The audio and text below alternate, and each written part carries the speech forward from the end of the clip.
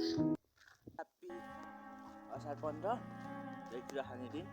तर होइन म अब तपाईँहरू सबैजनाले मनाउनु होला असार 15 त्यसपछि सबैजना मनाउनु।